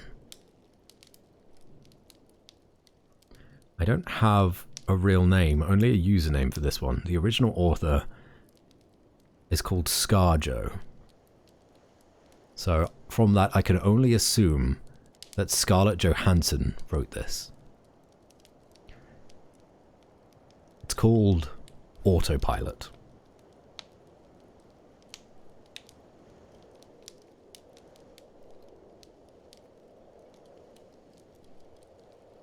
Have you ever forgotten your phone? When did you realize you'd forgotten it? I'm guessing you didn't just smack your forehead and exclaim, "Damn," apropos of nothing. The realization probably didn't dawn on you spontaneously. More likely, you reached for your phone, pouring open your pocket or handbag, and were momentarily confused by it not being there. Then you did a mental restep of the morning's events. Shit. In my case, my phone's alarm woke me up as normal, but I realized the battery was lower than I expected. It was a new phone, and it had this annoying habit of leaving applications running that drained the battery overnight. So, I put it on to charge while I showered, instead of it into my bag like normal. It was a momentary slip from the routine, but that was all it took. Once in the shower, my brain got back into the routine it follows every morning, and that was it. Forgotten. This wasn't just me being clumsy. As I later researched, this is a recognized brain function. Your brain doesn't just work on one level, it works on many. Like when you're walking somewhere. You think about your destination and avoiding hazards, but you don't need to think about keeping your legs moving properly. If you did, the entire world would turn into one massive hilarious quap cosplay. I wasn't thinking about regulating my breathing. I was thinking whether I should grab a coffee on the drive to work. I did. I wasn't thinking about moving my breakfast through my intestines. I was wondering whether I'd finish on time to pick up my daughter Emily from nursery after work, or get stuck with another late fee. This is the thing. There's a level of your brain that just deals with routine, so that the rest of the brain can think about other things. Think about it. Think about your last commute. What do you actually remember? Little, if anything, probably. Most common journeys blur into one, and recalling any one in particular is scientifically proven to be difficult. Do something often enough, and it becomes routine. Keep doing it, and it stops being processed by the thinking part of the brain, and gets relegated to a part of the brain dedicated to dealing with routine. Your brain keeps doing it without you thinking about it. Soon, you think about your route to work as much as you do keeping your legs moving when you walk. As in, Not at all. Most people call it autopilot, but there's danger there. If you have a break in your routine, your ability to remember and account for the break is only as good as your ability to stop your brain going into routine mode. My ability to remember my phone being on the counter is only as reliable as my ability to stop my brain entering morning routine mode, which would dictate that my phone is actually in my bag. But I didn't stop my brain entering routine mode. I got in the shower as normal. Routine started. Exception forgotten. Autopilot engaged. My brain was back in the routine. I showered, I shaved, the radio forecast amazing weather. I gave Emily her breakfast and loaded her into the car. She was so adorable that morning. She complained about the bad sun in the morning blinding her, saying it stopped her having a little sleep on the way to the nursery, and left. That was the routine. It didn't matter that my phone was on the counter, charging silently. My brain was in the routine, and in the routine, my phone was in my bag. This is why I forgot my phone. Not clumsiness, not negligence. Nothing more, my brain entering routine and overwriting the exception. Autopilot engaged. I left for work. It's a sweltering hot day already. The bad sun had been burning since before my traitorously absent phone woke me. The steering wheel was burning hot to the touch when I sat down. I think I heard Emily shift over behind my driver's seat to get out of the glare, but I got to work, submitted the report, attended the morning meeting. It's not until I took a quick coffee break and reached for my phone that the illusion shattered. I did a mental restep. I remembered the dying battery. I remembered putting it on charge. I remembered leaving it there. My phone was on the counter.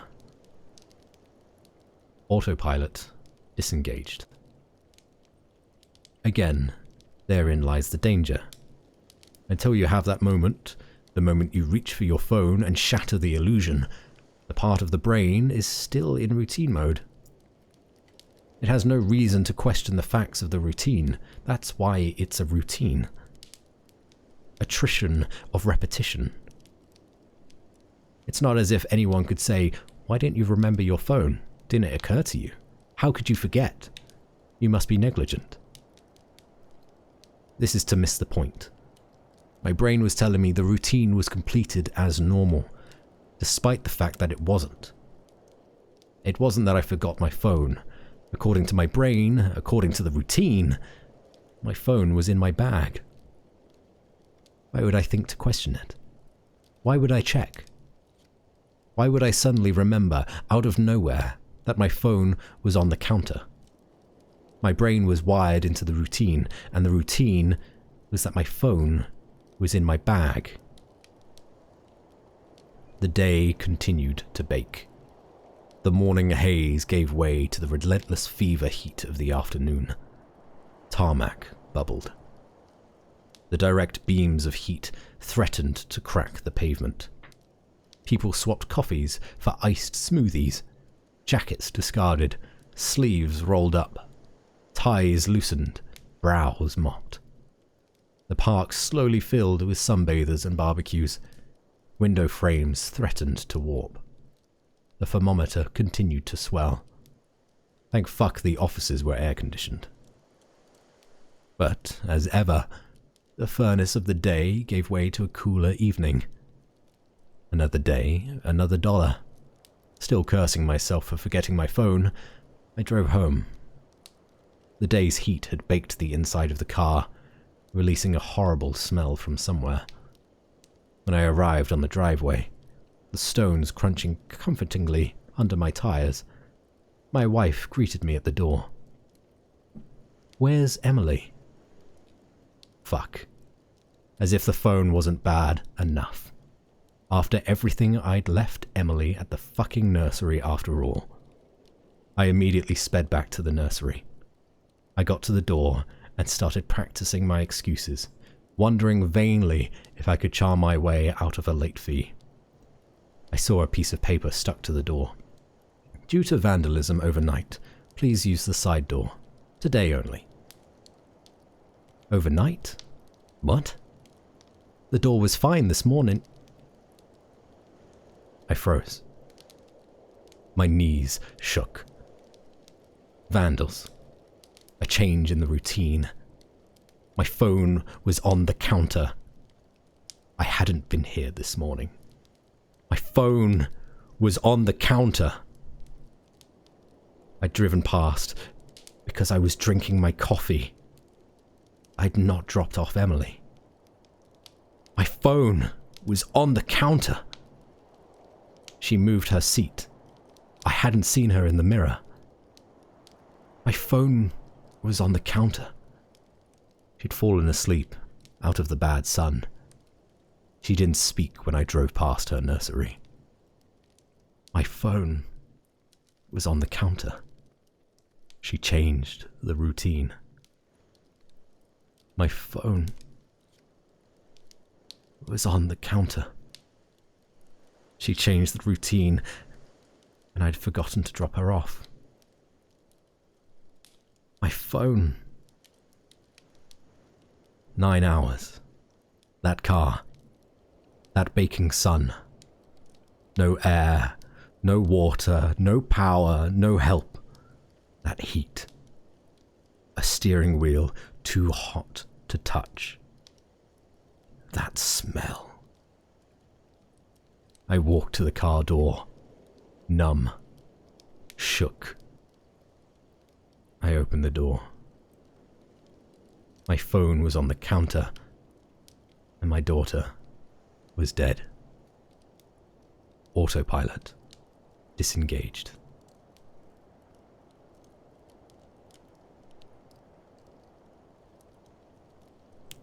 I see that one seemed to get some people. Remember to send your complaints to Scarlett Johansson, for the original author was ScarJo.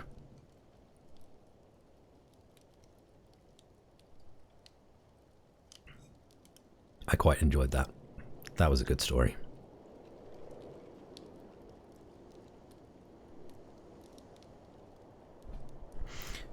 Thank you for the follow, Moonstar Dancer. I appreciate it. Sorry that I didn't pick up on it before. But as you probably gathered, the alerts are silent while I am reading.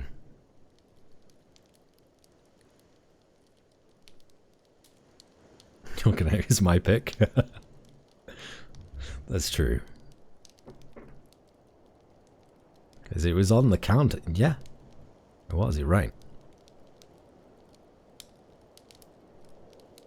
Got some soup. Congratulations on the soup.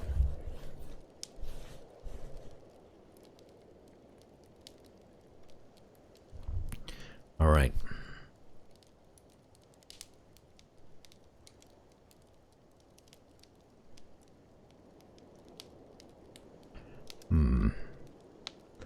Okay, I have 2 left.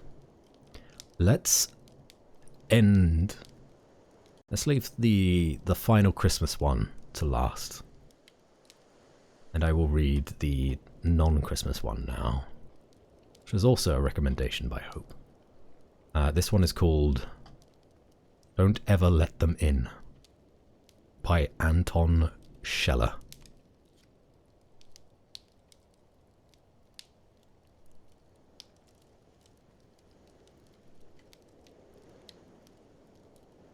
I am terrified of the dark.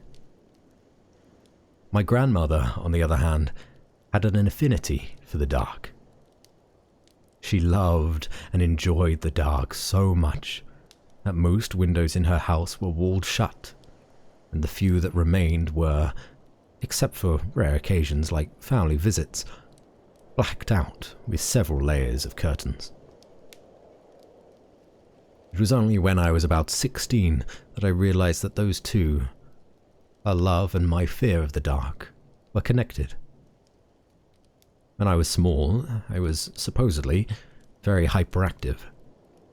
My mother never managed to control me, My father only did so on those rare occasions when he threatened me with punishments. But I loved my grandparents. As my parents said, I always behave right when my grandmother was around. Accordingly, my parents dropped me many times at my grandmother's place so that they themselves could have a calm weekend. I was 8 years old when she died. At that time, I was already scared of the dark. Except, of course, when my grandparents were around. Those 8 years I stayed many times over. I remember vividly how I played with my grandfather and Uncle Owen in the darkness. We had our special games, like a noise-based version of hide and seek, which only worked when the house was particularly quiet. My grandfather taught me how to carve wood into spoons and flutes with just my sense of touch. I remember it exactly. The way their faces were lightly visible in the dark, but their eyes always penetrated through the thickest curtains of darkness. They were bright white, as if they were glowing from the syndays, with just a black pupil at the center. My grandmother was always working around the house, cooking and baking for me, cleaning or tidying or preparing the beds for the night. The room always felt warmer when she was there. And so, usually, I asked my grandfather and Uncle Owen to play with me in the room that she was in. Those weekends, I never missed the light. Even my dreams were often just noises and smells and textures and shapes, never colours or visible objects. Still, today I can navigate perfectly in the dark. And still today, I can see very well in the dark. And around my 16th year of life, I concluded that my strong vision at night was the cause for my paralyzing fear of the dark. The fear had been there as long as I remember. And on most nights, I slept with a nightlight. On the weekends, with my grandmother, the darkness had never been a problem. Cuddled up to her warm body, I never felt fear. I never minded the figures that seemed to stand in the room, all around my bed. They only came with the darkness. Never when there was a slight flicker of light. Just with the absolute blackness of a night in a room without windows. My grandmother called them the outcasts.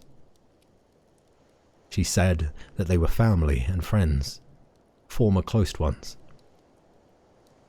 They wanted to return from the other side. She taught me again and again that I should never let them return. I remember the way she said it.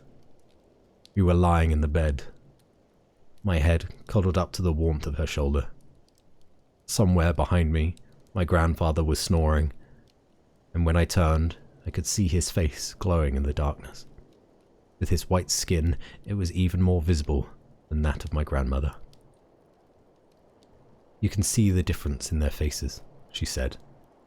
Their faces are darker, but if you really want to make sure, then you have to look at their eyes. If their eyes are as black as their face or even darker, then they are on the wrong side. They are dead, and they should stay that way no matter how much you miss them. So they can't come. They can't come unless you allow them to. What if I let them in? Don't ever let them in. Black on black. But I still saw them as clear as a pencil line pressed hard on a piece of paper. The type of pencil line that doesn't just colour the paper, but rather pushes itself into the paper. That night, my grandmother fell asleep quickly, but I, in the safety of her arms, and with my grandfather behind me, watched the figures. They were gesturing and moving, voiced words and sometimes fought against one another. They pushed each other to the side and backwards, fighting for a spot on the borderline to life. I saw their figures, and I recognized their sizes and hairstyles. Often, I even thought I knew which clothes they were wearing. I never asked my grandmother about that. But for myself, I concluded those were the ways they looked in the moment that they stepped from life to death. With my grandmother, I was safe. Without her, the nights were terror. They came closer. They seemed more energetic, more violent, more likely to break through that barrier. Maybe they were closer because I was closer to letting them in, half out of fear and half out of curiosity. The nightlight was my saviour, but in those nights, when my parents forgot to plug the light in, there was no salvation. They stood above me with their dark figures pressed into the darkness, and those eyes so dark that they seemed to extend deeper into space, as if they were hollow. With 16, I tried to cure myself of my fear by shock therapy. I threw myself into one dark night after the other, but rather than improve the situation, it got worse. There was one figure, particularly pushy, a smaller one with wild curly hair and the darkest eyes of them all. I always knew who she was. She had only been there since I was 8. The conclusions of my 16th year made too much sense to be overturned. I gave up my defense and accepted my fear and eternal dependence on nightlights. When I moved to university, I even chose an apartment with a street lamp outside so that the light would certainly come through my window and keep the figures at bay. When I was 23, I learned the truth about my fear. I was at my mother's place. We were at our second bottle of wine, and a soothing melancholy, the type that you can see in a French actress's eyes, had enriched the air. Somehow, we came to speak about my grandmother. "I miss her," my mother said. "Me too," I said. "Sometimes I still dream of her cookies, and when I wake up, I can nearly taste the vanilla." "Oh," she said, "your grandfather loved those too." "Did he? I don't remember him eating any." My mother laughed. "You are probably too younger to remember that." "Not really, I remember playing with him." "Oh, you do?" "Yeah, I played with him all the time." "Really? You remember that?" "Of course." "Wow," she said. "I'm really happy to hear that." Me too."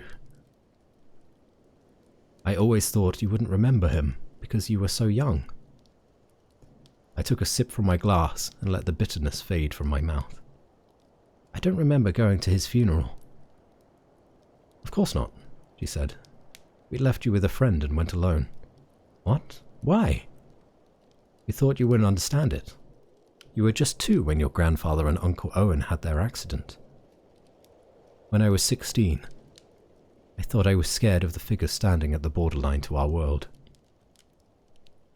Since turning 23, I know that I'm not actually scared of those figures at the borderline. I'm scared and wondering how many others were allowed back inside."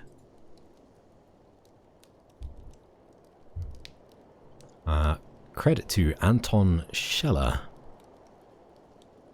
for that one. "Don't ever let them in." That was okay.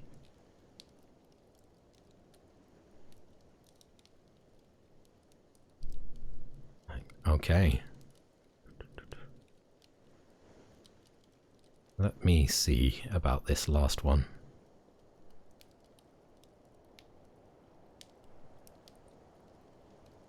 Okay.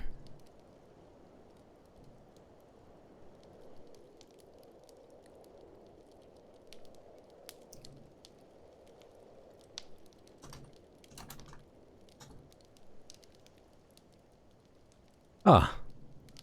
Thank you for hosting, Fortune.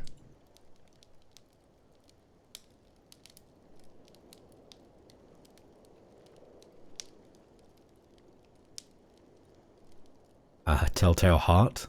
That is not the one that I have lined up.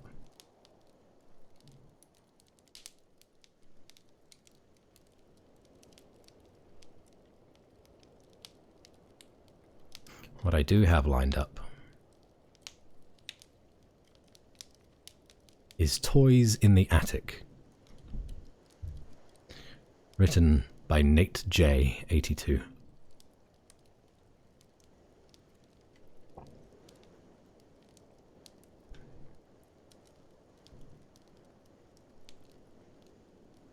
Christmas has always been a hard time for me.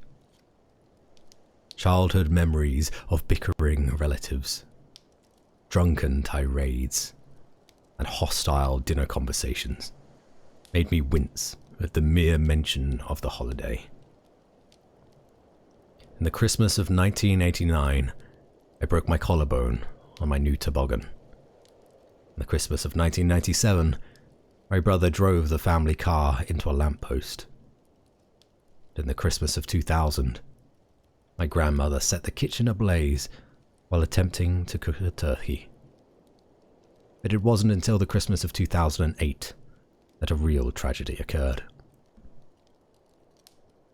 Jennifer and I met in the fall of 2002, engaged in the winter of 2004, and married in the summer of 2006. She gave birth to our son, Noah, in the spring of 2008. This was our first Christmas together as a family. It was a beautiful new model home in a quiet neighborhood in a peaceful little town. It was just a few days before Christmas when he broke in. I was staying late at the office before locking up for the holidays. He didn't take anything. He didn't move a single thing out of place. He just walked upstairs and went after her. The police called it the most senseless and animalistic act they have ever seen. And somehow, with her blood painting the walls, they still never managed to find the monster who did it. They would never know why it happened. This year was going to be a new start for us. Despite the Scrooge-like demeanor I developed every year at this time, Noah loved Christmas. At almost 8 years old, he didn't have much to say, but everything he did say had to do with stories of Santa, elves, and reindeer. The little scoundrel was a better sleuth than he was a conversationalist. Last year, he managed to find his Christmas presents behind my tool bench in the garage, but this year, his presents were going into the attic, where I knew he couldn't get them. The mid-century home we purchased after Jennifer's passing had much older antiquated attic stairs than our old home did. I had just finished packing the Christmas presents when in that dusty old attic when I realized it was time for his school bus to be dropping him off. As I pushed the heavy attic staircase up, I had a smirk of satisfaction. My child was not making his way up those steps. It was December 11th. Christmas Day was still 2 weeks away. My parents weren't arriving until the 18th. The holiday shopping was done, and school was now out until January.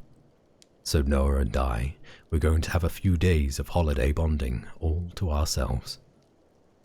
This might have been the first Christmas in many years that I would truly get to enjoy. 5 nights ago, Noah stayed up a little later watching holiday specials on the television. He went to sleep around 8:30. I went to bed shortly thereafter. It wasn't until 11 o'clock when I first heard those light footsteps scattering across the hall. I suddenly became alert as the footsteps stopped at my door. I sat up as the door slowly began to creak open. It was Noah. I was put at ease at the sight of him, but I was a little alarmed that he was up this late. He never stayed up past 9 o'clock, let alone wandered over to my room at this time. "Noah, what are you doing out of bed this late?" "Dad, Do you believe in Santa Claus? What? Do you? I was taken a little off guard by the question, but I decided to put his mind at ease. Yes, of course I believe in Santa Claus. Why do you ask? Okay, that's good, because he needs to know what we believe in him. That we believe in him. I know, Noah. Now go to bed. He smiled before closing the door. I heard his footsteps scattering back down the hall to his bedroom, as I quickly drifted off to sleep. 4 nights ago, Noah and I were making Christmas cards for the relatives who would be arriving in the following days. We had construction paper, glitter, scissors and glue. It was quite a messy scene. I thought he deserved to have a little fun on his first day of vacation. After finishing up the cards, I began to gather them all up and look them over with Noah. There's one for Grandpa and Grandma, and one for Uncle John. I paused at the sight of a card addressed to no one in the family. Who's this card for, Noah? It's for Santa Claus. He'd be really happy if we made him a card too. I smirked at Noah's thoughtfulness and added it to the pile. Later that night, I was awoken by a crashing noise. Suddenly, I heard the footsteps sputtering towards my room again with more urgency. Noah, this is the 2nd night in a row. You still believe in Santa, right? Yes, I already told you that yesterday. Okay, I don't think Santa knows that, but thanks. Noah, what was that crashing noise I just heard? Noah shrugged his shoulders to ignorance and scurried back to his bedroom. I was too tired to argue with him. I was probably just imagining it. I drifted back to sleep.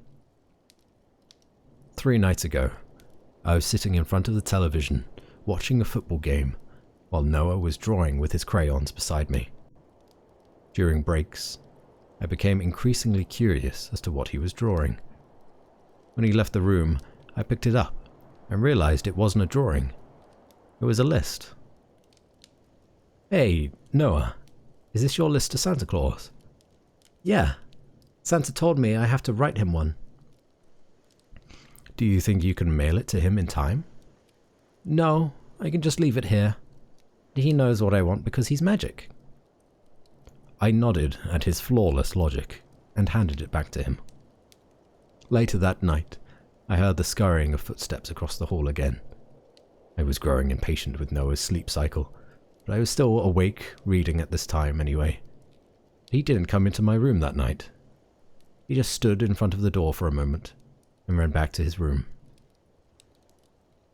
2 nights ago, I decided to sit down with Noah and ask him about his late-night wandering.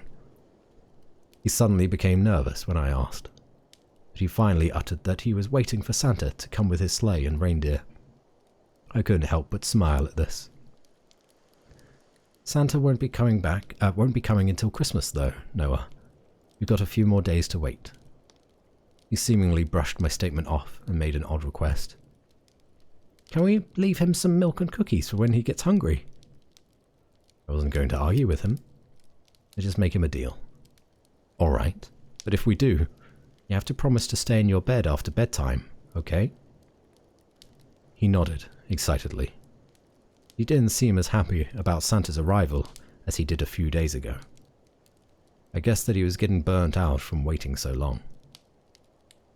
Later that night, the scurrying of footsteps began again. At first, they were faint, but then they headed straight to my room. I was more than a little upset at this point as my door opened. Noah, I thought I told you to stay in bed.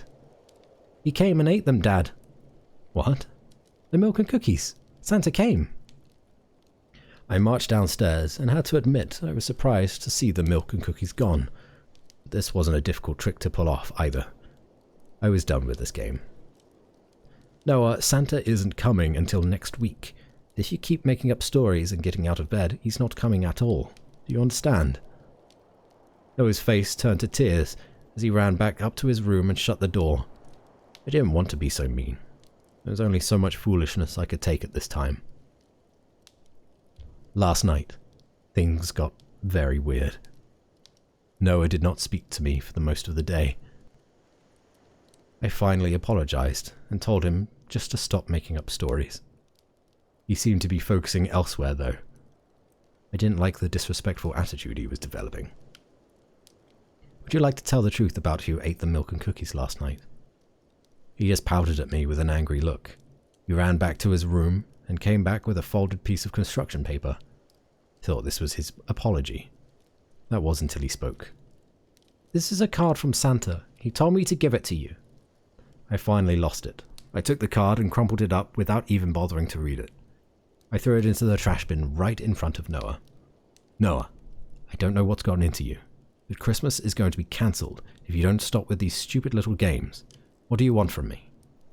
I want my mum and dad to be back together. He once again rushed off to his room in tears. I felt guilty for managing to make him cry twice in 2 days. We never really talked about his mother. He had every right to be upset now that he was older and was beginning to understand her absence. I let him cool down for a while. I decided to let him sleep in my room, both to comfort him and to keep an eye on him. It wasn't until 11 o'clock last night that he was up once again. Dad, it's time. I was angry at being awoken at this hour again, but decided to be patient with Noah. Time for what, Noah? Santa has a surprise waiting for us downstairs. I was beginning to get a little nervous at Noah's delusions, but I finally decided to play along. Noah dragged me downstairs and into the living room. When I saw it for myself, I quickly became scared for a different reason altogether. The tree was lit up and all the presents from the attic were laid around the tree. Noah, how did you get all these down here? I didn't do it, Dad. Santa did. The hairs on my back began to stand on end. There was no way Noah could have lifted all these gifts or even got into the attic to find them. And how did Santa get into the attic to get them? Noah turned to me and meekly replied, He's been living up there all week, Dad. He made me promise to keep it a secret. My jaw dropped as I tried to remain cool. Is Santa still in the house? Noah paused for a moment before answering. No. He said he had to leave after you found your surprise, and after you read his letter. My breathing became heavy as I started to panic and fear. I rushed across the house towards the wastebasket. I pulled out the crumpled letter I had thrown there earlier and opened it. The front of the card was written in eloquent handwriting. All you want for Christmas. I slowly opened the inside of the letter. I almost burst into tears at the sight of it. It was a picture of Jennifer and me, taken days before her death. Written in blood across the picture was, Together again soon. My hands were shaking. I couldn't even move. He was back. He was going to finish what he started. On the back of the card there was no blood. There was no ominous message. Just one little line. Ho, ho, ho.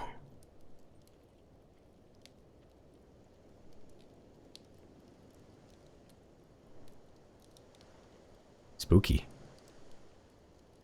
That was Toys in the Attic. By... Oh. It wasn't by Nick J82, they just submitted it to the site. And I'm not sure, but that was a good one. They did well with that one.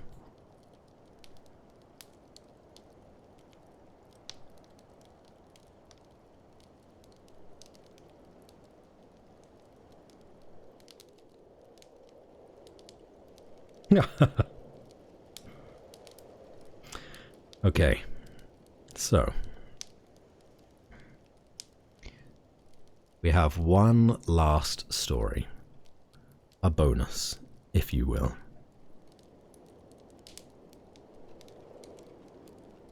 This one, you may know of the author.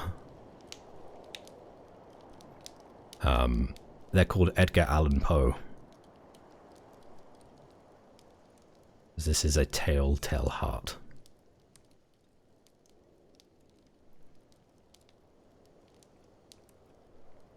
True. Nervous. Very, very dreadfully nervous I had been and am. But why will you say that I am mad? The disease had sharpened my senses, not destroyed, not dulled them. Above all was the sense of hearing acute. I heard all things in the heaven and in the earth. I heard many things in hell. How then am I mad? Hearken, and observe how healthily, how calmly I can tell you the whole story. It is impossible to say how first the idea entered my brain. But once conceived, it haunted me day and night. Object there was none. Passion there was none. I loved the old man. He had never wronged me. He had never given me insult. For his gold I had no desire. I think it was his eye. Yes, it was this. He had the eye of a vulture, a pale blue eye with a film over it. Whenever it fell upon me, my blood ran cold. And so, by degrees, very gradually, I made up my mind to take the life of the old man, and thus rid myself of the eye forever. Now this is the point. You fancy me mad. Mad men know nothing. But you should have seen me. You should have seen how wisely I proceeded. With what caution, with what foresight, with what dissimulation I went to work. I was never kinder to the old man than during the whole week before I killed him. And every night, about midnight, I turned the latch of his door and opened it, oh, so gently. And then, when I had made an opening sufficient for my head, I put in a dark lantern, all closed, that no light shone out. And then I thrust in my head. Oh, you would have laughed to see how cunningly I thrust it in.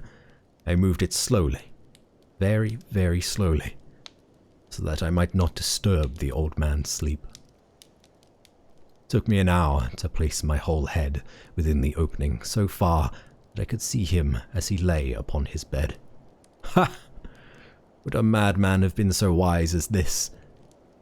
And then, when my head was well in the room, I undid the lantern cautiously, oh, so cautiously. Cautiously, for the hinges creaked. I undid it just so much that a single thin ray fell upon the vulture's eye. And this I did for 7 long nights. Every night, just at midnight. But I found the eye was always closed, and so it was impossible to do the work. But it was not the old man who vexed me, but his evil eye. And every morning when day broke, I went boldly into the chamber and spoke courageously to him, calling him by name in a hearty tone, inquiring how he has passed the night.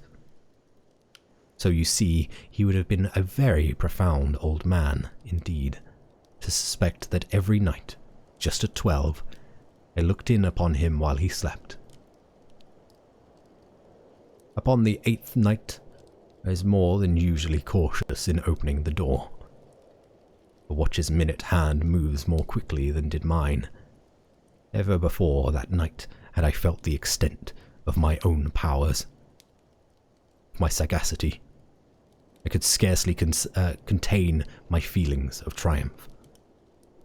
To think that there I was, opening the door, little by little, he had not even to dream of my secret deeds or thoughts. I fairly chuckled at the idea. And perhaps he heard me, for he moved on the bed suddenly, as if it startled. Now you may think that I draw back, but no.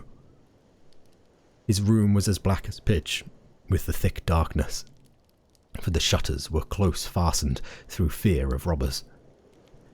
And so I knew that he could not see the opening of the door, and I kept pushing it on, steadily, steadily. I had my head in, and was about to open the lantern, when my thumb slipped upon the tin fastening, and the old man sprang up in bed, crying out, "Who's there?" I kept quite still and said nothing. For a whole hour I did not move a muscle, and in the meantime I did not hear him lie down.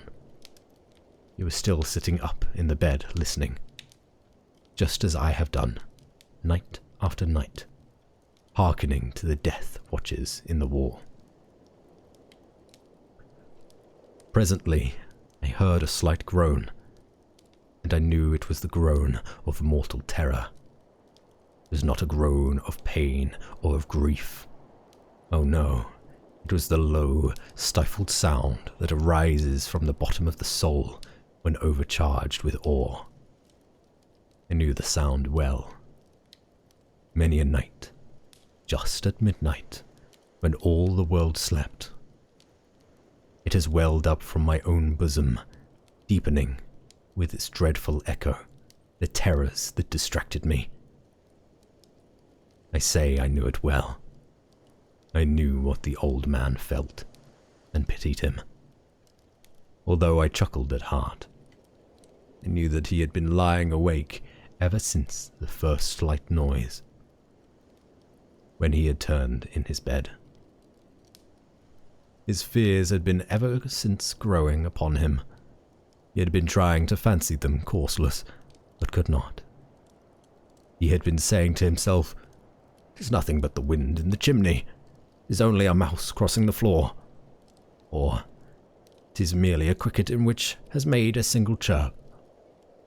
Yes, he had been trying to comfort himself with these superstitions, but he had found all in vain. All in vain, because death, in approaching him, had stalked with his black shadow before him, and enveloped the victim. It was the mournful influence of the unperceived shadow that caused him to feel, although he neither saw nor heard, to feel the presence of my head within the room. When I had waited a long time, very patiently, without hearing him lie down, I resolved to open a little, a very, very little crevice in the lantern. So I opened it. You cannot imagine how stealthily, until, at length, a simple, dim ray, like the thread of the spider, shot from out the crevice, and fell full upon the vulture eye. It was open, wide, wide open. I grew furious as I gazed upon it. I saw it with perfect distinctness. All a dull blue, with a hideous veil.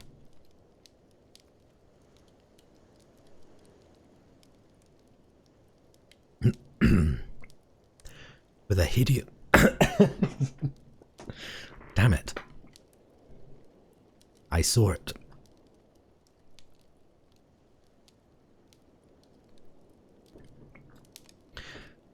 Let's try that again. Maybe more water? Oh no.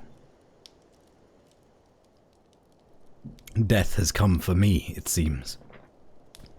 Or at least my voice. I saw it with perfect distinctness, all a dull blue, with a hideous veil over it that chilled the very marrow in my bones.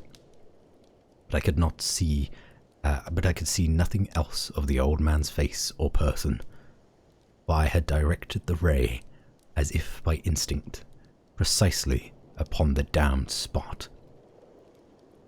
And have I not told you that what you mistake for madness is but over-acuteness of the sense? Now, I say, There came to my ears a low, dull, quick sound, such as a watch makes when enveloped in cotton. I knew that sound well, too. It was the beating of the old man's heart. It increased my fury, as the beating of a drum stimulates the soldier into courage. But even yet, I refrained and kept still. I scarcely breathed. I held the lantern motionless. I tried how steadily I could maintain the ray upon the eve. Meantime, the hellish tattoo of the heart increased. It grew quicker and quicker, and louder every instant. The old man's terror must have been extreme. It grew louder, I say louder every moment. Do you mark me well? I have told you that I am nervous, so I am. And now, at the dead hour of night, amid the dreadful silence of that old house, so strange a noise as this excited me to uncontrollable terror. Yet, for some minutes longer, I refrained and stood still. But the beating grew louder. I thought the heart must burst, and now a new anxiety seized me. The sound would be heard by a neighbor. The old man's hour had come. With a loud yell, I threw open the lantern and leaped into the room. He shrieked once only. In an instant, I dragged him to the floor and pulled the heavy bed over him. I then smiled gaily to find the deed so far done. But for many minutes, the heart beat on with a muffled sound. This, however, did not vex me. It would not be heard through the wall. At length, it ceased. The old man was dead. I removed the bed and examined the corpse. Yes, he was stone dead. I placed my hand upon the heart and held it there many minutes. There was no pulsion or pulsation. He was stone dead. His eye would trouble me no more. If still you think me mad, you will think so no longer when I describe the wise precautions I took for the concealment of the body. The night waned, and I worked hastily, but in silence. First of all, I dismembered the corpse. I cut off the head and the arms and the legs. I then took up 3 planks from the flooring of the chamber and deposited all between the scaplings. I then replaced the boards so cleverly, so cunningly, that no human eye, not even his, could have detected anything wrong. There was nothing to wash out, no stain of any kind, no blood spot whatever. I had been too wary for that. A tub had caught all. When I had made an end of these labours, it was 4 o'clock, still dark as midnight.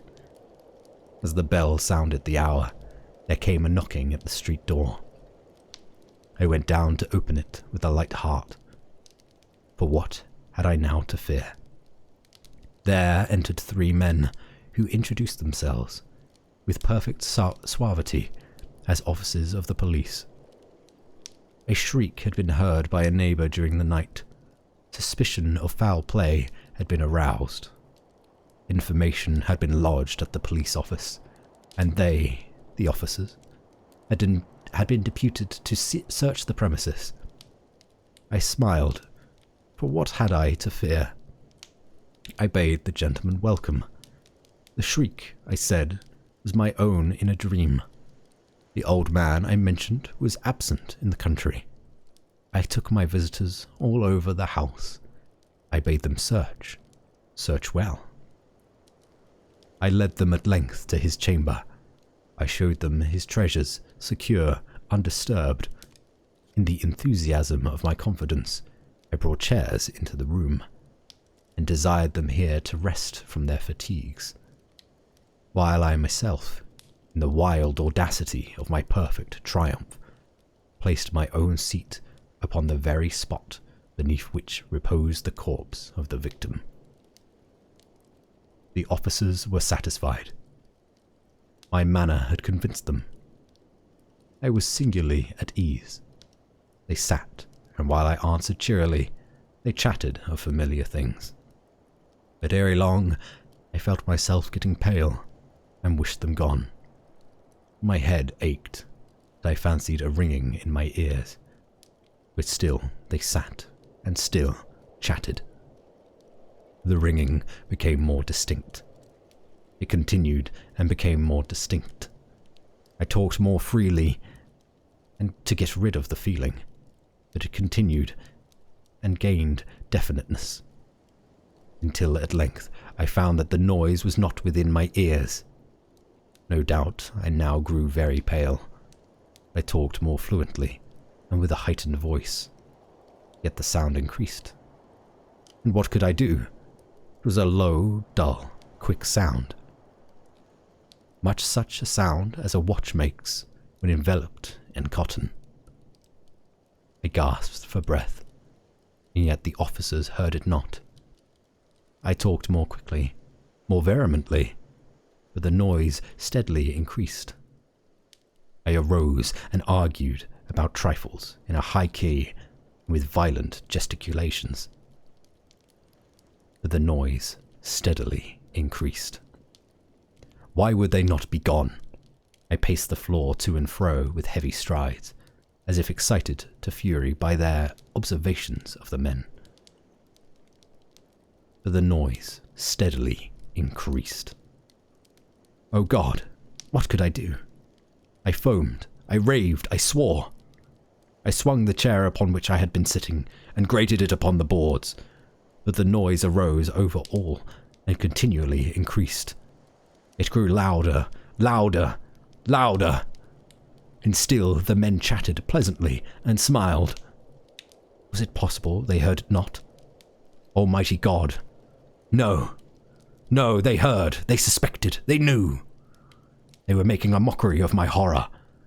This I thought, and this I think, that anything was better than this agony. Anything was more tolerable than this derision. I could bear those hypocritical smiles no longer. I felt that I must scream or die, and now, again, hark, louder, louder, louder. Villains, I shrieked. Disassemble no more. I admit the deed. Tear up the planks here, here. 'Tis the beating of his hideous heart.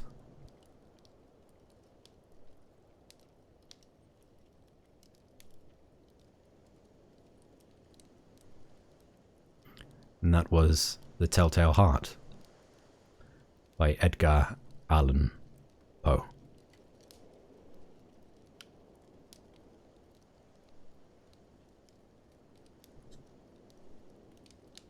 And that will conclude our stream tonight.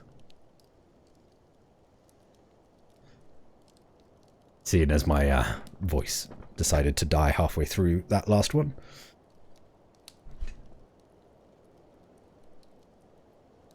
I'm glad you enjoyed it. Thank you for joining me and napping and hydrating me. Thank you.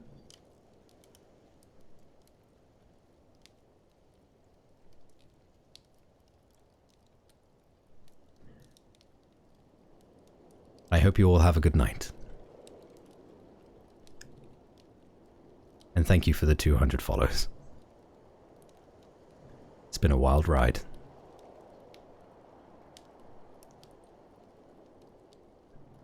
We won't raid anyone tonight. We'll just leave it there. So good night, everyone.